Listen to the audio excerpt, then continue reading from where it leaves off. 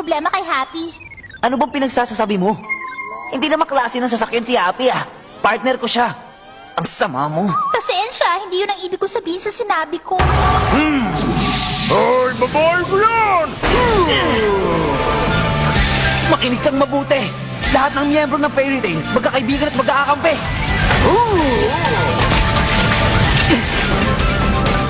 Sina Tagda at Mira.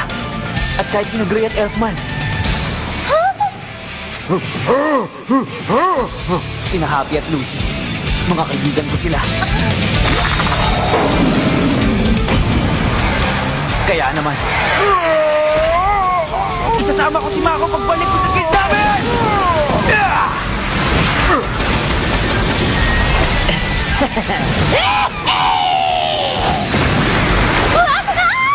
Walang laban ng mga yan sa amoy ko!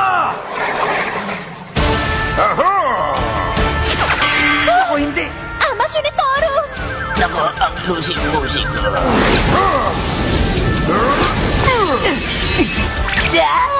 Naloko na! Aray!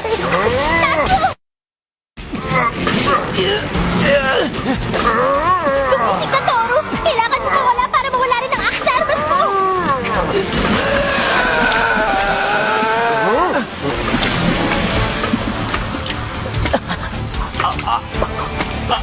Tinutunaw na yung axe gamit ang init ng katawan! Tama!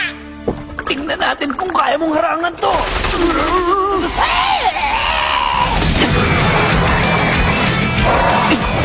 Eto na ako! Fire Dragon's Iron Fist!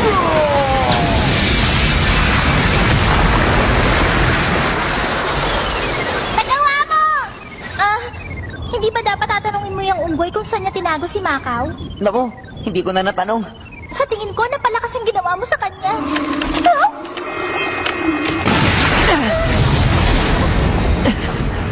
Anong nangyayari rito? Makaw! Ha? Siya yan? Ibig sabihin siya yung kinalaban mong pangit na unggoy kanina? Sinanibay siguro ng balga ng katawan ni Macau. Ano? Sinaniban? Naisipan niyang gamitin ang katawan ng iba. Ang mga balga ng uri ng nilalang na kayang sumanib sa katawan ng iba, lalo na sa katawan ng mga tao.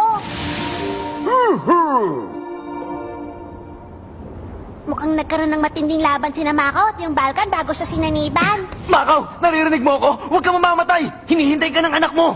Imulat mo ang mata mo! Natsu, Nagising ka rin! nakakaya ako. 11 na mga balkan lang ang natalo ko. Tapos nasaniban ako ng pang 20 balkan.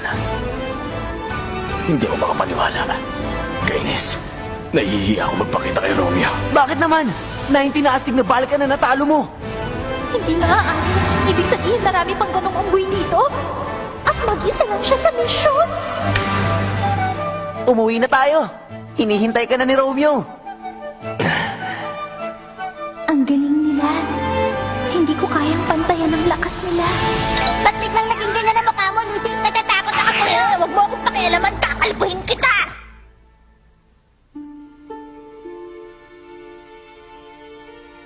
Hindi naman magaling yung mga salamangkero sa fairy tale eh. Mga duwag sila at walang ibang ginawa kundi maglasing lang.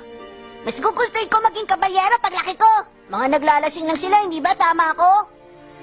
Papa, hindi ba kayo pwedeng maghanap ng ibang trabaho? Ayoko nang umiinom lang kayo. Sige, Romeo! Huh? Ha?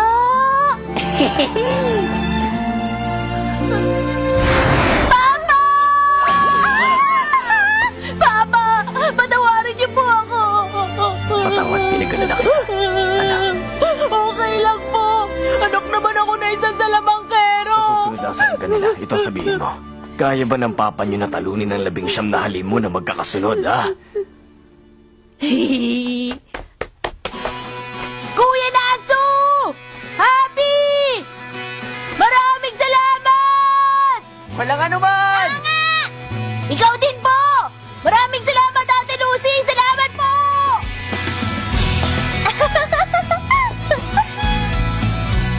4th of July. Maaraw pero umulan tapos umaraw na naman. Maaaring puno ng kakaiba at baliw ng mga salamangkero ang fairy tale. Pero masaya sila at malambot ang puso.